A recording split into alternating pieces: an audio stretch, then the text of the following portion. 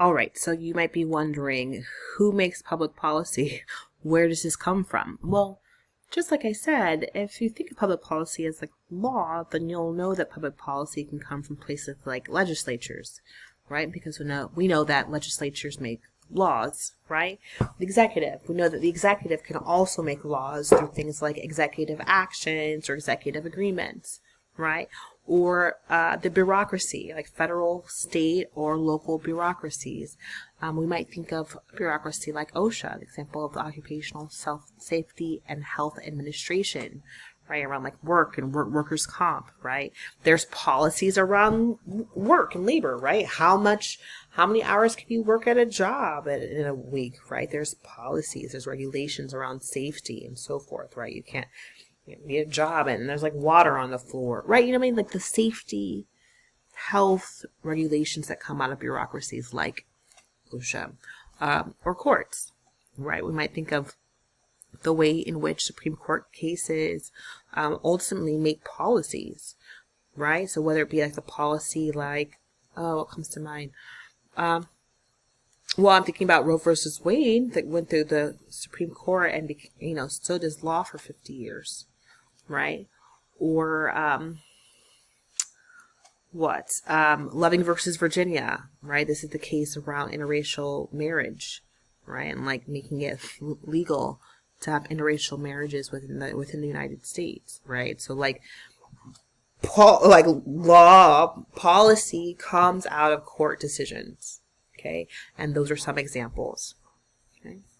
All right, I want to go back to our example of thinking about climate change and the Biden administration, and thinking about regulations as well. So this article is from last year as well. It says the Supreme Court to hear case on EPA, that's Environmental Protection Agency's power to limit carbon emissions, right? Remember, EPA is a place where regulations take place, okay?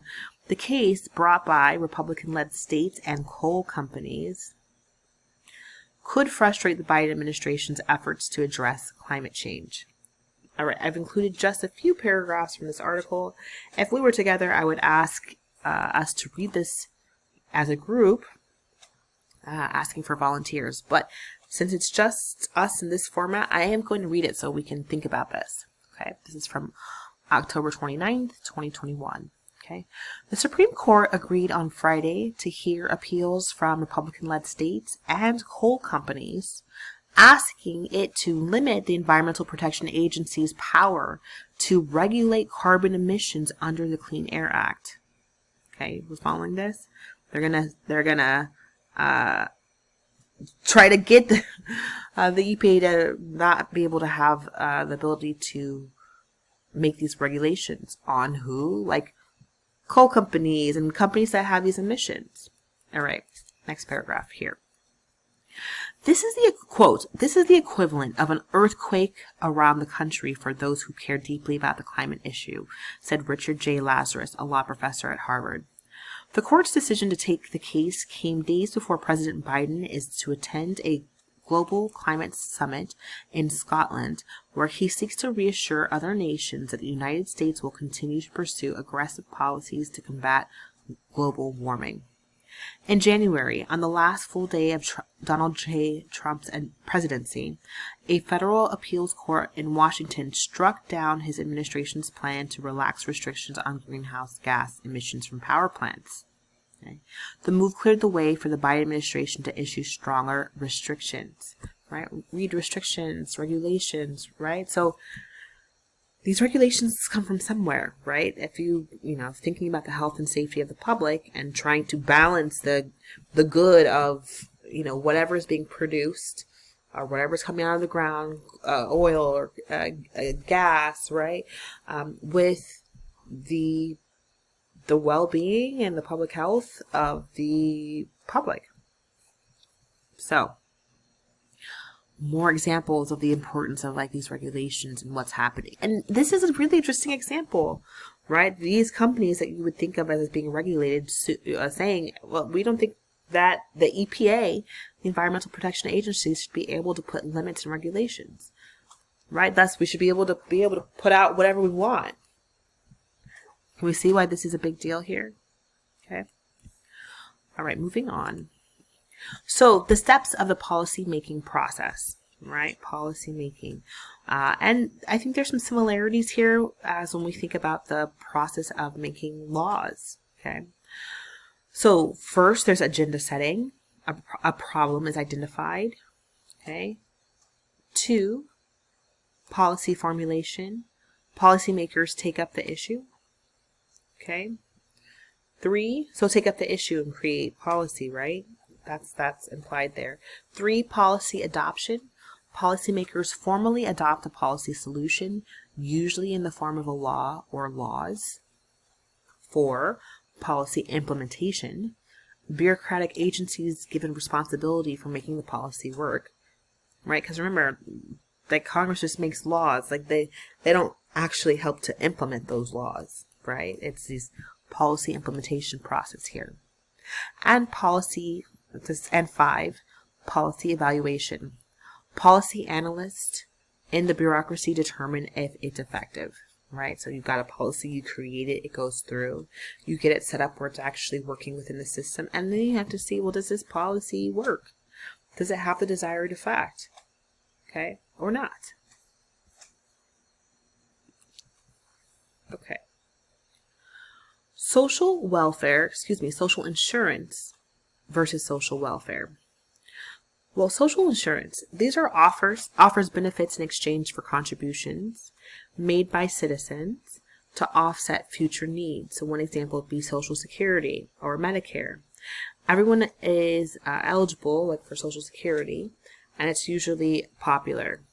Okay, so you make contributions to offset future needs. So you know, when you get paid, you've got money. If you're working within the United States and you get paychecks, you see at the end when your check stub what has been taken out of your check, right? For taxes, state taxes, federal taxes, what's been paid into Social Security, right? You see this stuff on your check stubs.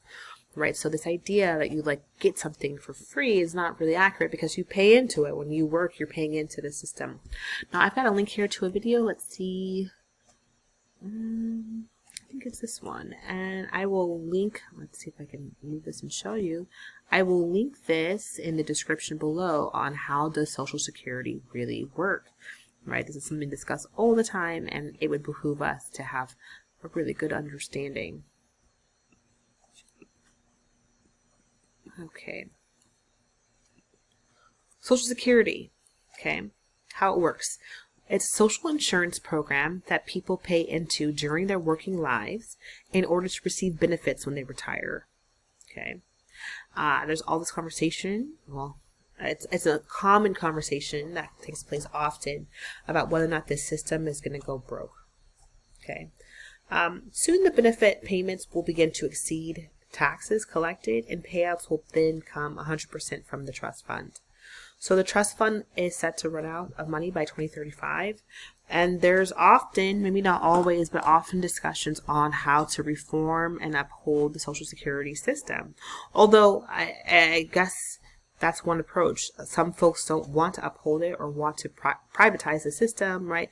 There are all kinds of suggestions about what to do about this Social Security system so that it can have continued longevity, right? Basically continue to exist. All right, social insurance versus social welfare. Okay, we covered social insurance here. Social welfare, okay? These are public policies that seek to meet basic needs of people who are unable to provide for themselves, like Medicaid, or WIC. WIC is Women, Infant, and Children program. So to qualify for these programs, you must demonstrate a need, meaning that it's means tested. So means tested means that you basically have to show that you make enough or don't make, or make under the limit to be able to qualify for these programs, right? So if you do, then you can get access to it. And they're designed to be a fix to short-term problems, okay? Well, it can be more controversial, like any redistributive policy. But that same controversy comes up when I first brought this up to you. It's really up to you to decide if that's controversial, right? The idea for some of this that is controversial would be that really questioning about what kind of support to give to people or to provide to people, right? It's an interesting discussion in the U.S., I would say, right? This sense of, do you have to work a certain amount to have, oh goodness, how do I put this without getting us into a philosophical conversation about it? I'll just put it this way to simplify this. Oftentimes there's critique of programs that give to from the haves to the have-nots, but you have to ask yourself why there's that critique. Is it a valid critique?